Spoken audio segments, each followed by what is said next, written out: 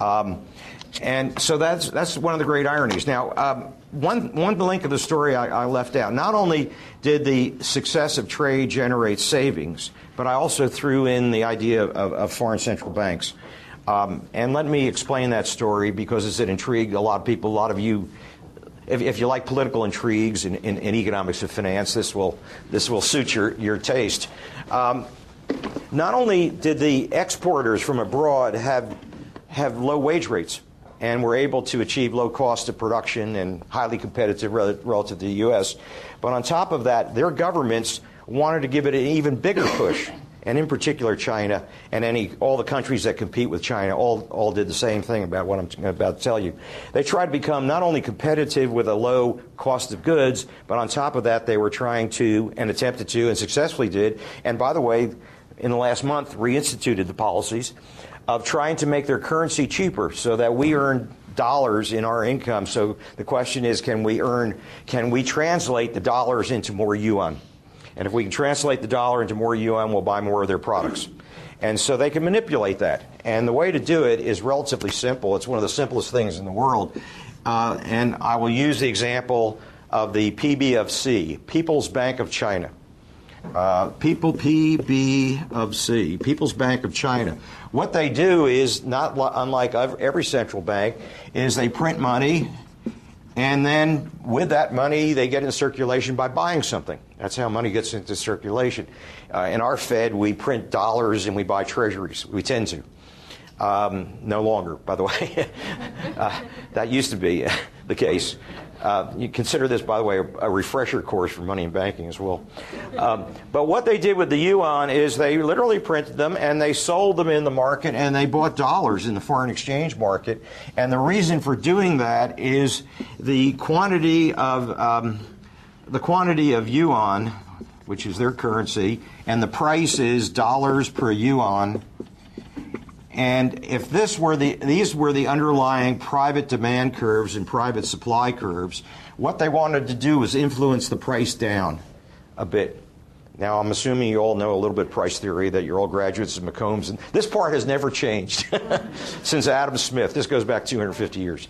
But in any event, what they're trying to do, in addition to the private supply of yuan being sold by their people, they try to add more supply to the market by printing this and going into this market and selling it. So the total supply is private plus People's Bank of China supply.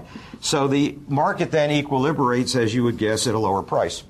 So that's the way they made themselves super competitive.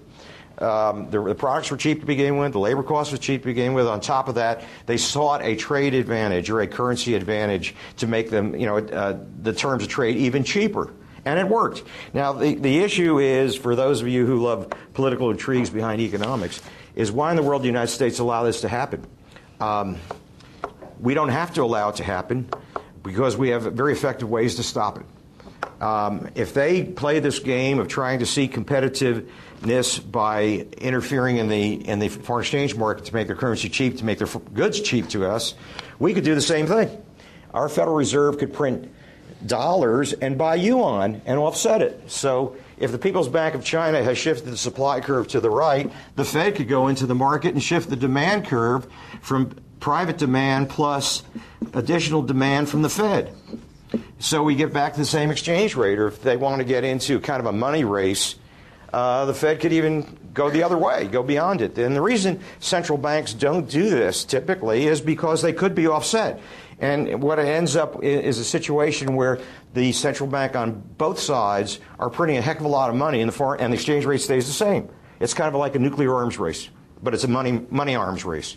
And what ends up happening is inflation on both sides. So it's a very gentlemanly game.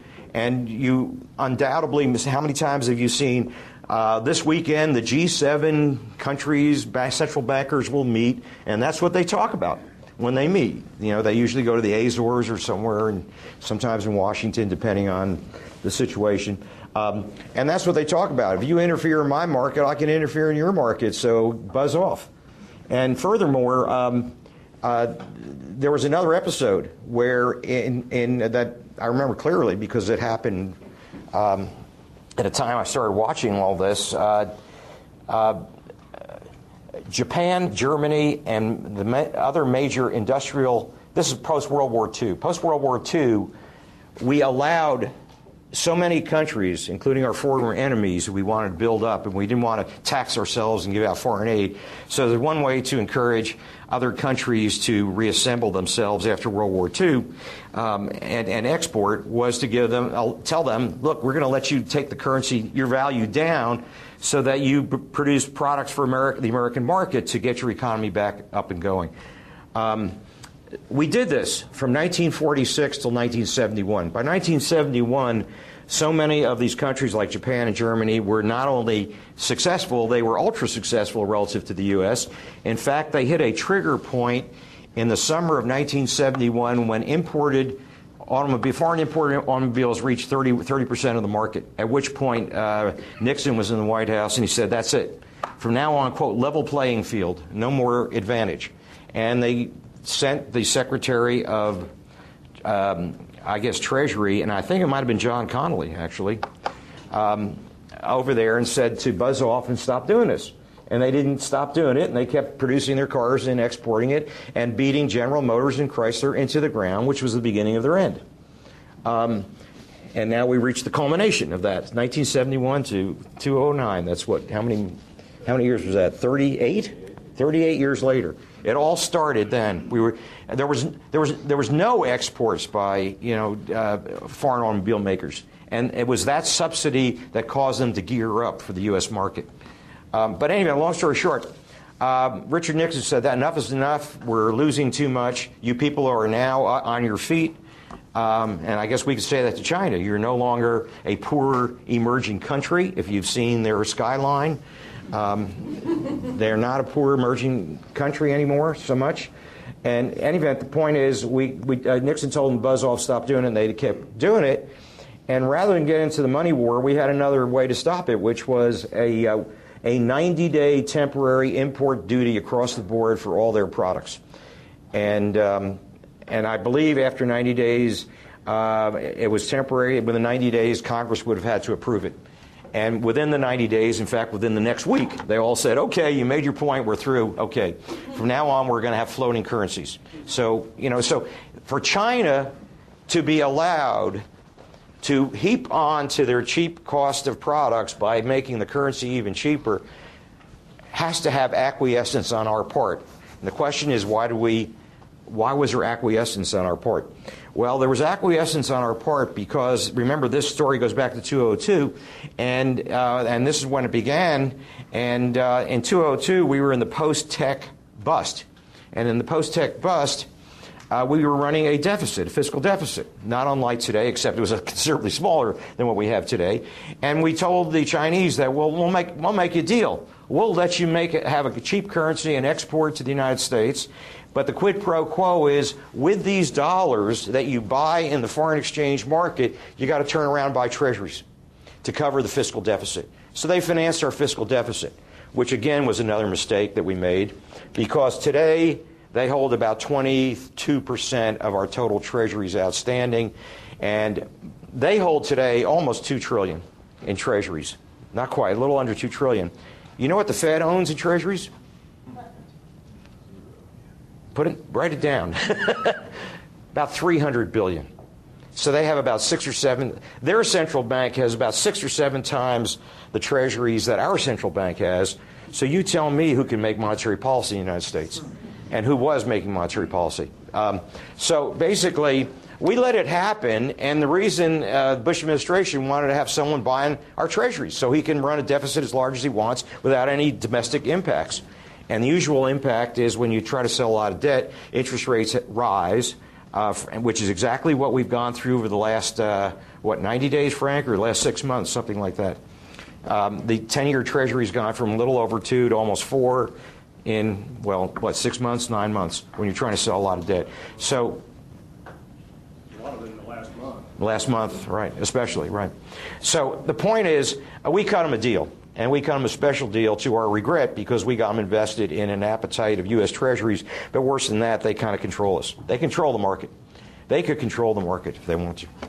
And they could control us because they have such a quantity of treasuries in their vault that they could take them out on the market and throw them out in the market, which would do what? It would push the prices down and raise interest rates in the United States very high and would cut off any recovery. So basically, he who has the gold makes the rules. And so basically, we've given up a lot of our autonomy to them.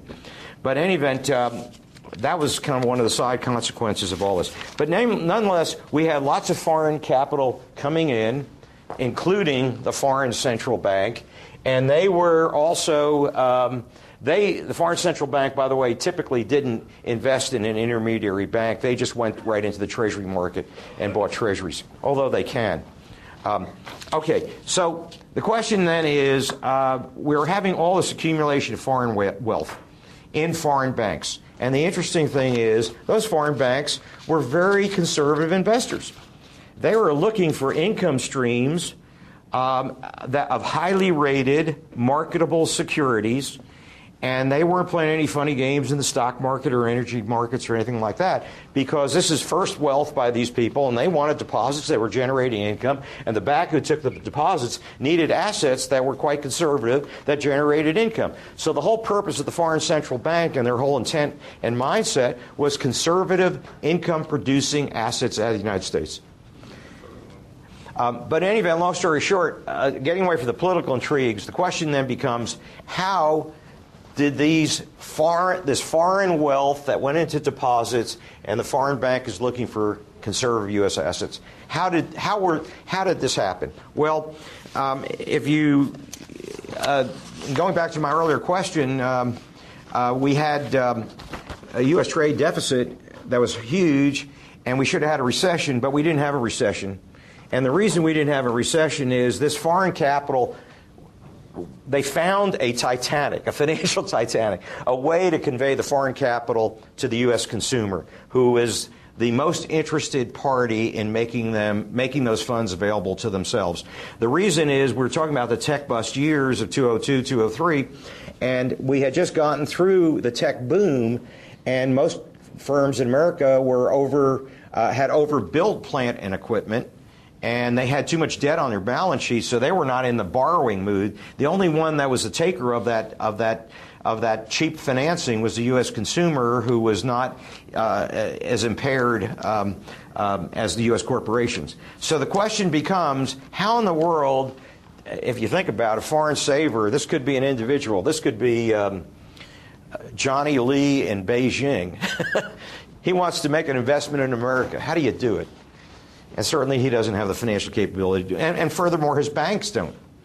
And they're reluctant to it. So they want to the only taker in the U.S., aside from the U.S. government, was the U.S. consumer.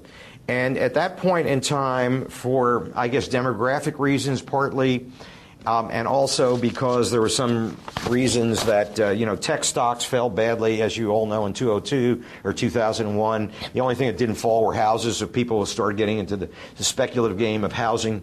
And a lot of money went into the housing area. So the question becomes, how do you get that foreign money to build houses in Austin, Texas, or the Central Valley of California, where a lot of the demand was? So now, let me say something about the other side of the market. This is where the funds are coming from, but on the other hand, this upper left-hand corner up here is, quote, John Jones of Modesto, California. He's the American version of Jimmy Lee, I guess, and this is in the Central Valley or the Inland Empire of California, where Modesto is, and it turns out that the demand for housing was very geographic specific. It was the Central Valley of California. It was Florida West Coast. I think a lot around Atlanta, Phoenix, Vegas, a lot of Las Vegas. Yeah, it was pretty specific, and a lot of it was prime, and then beyond the prime, there was Alt A, the next quality of borrower down, and the very bottom was the subprime borrower that we've heard so much about. So I thought I'd make the discussion with regard to the subprime borrower. And John Jones was indeed the subprime borrower.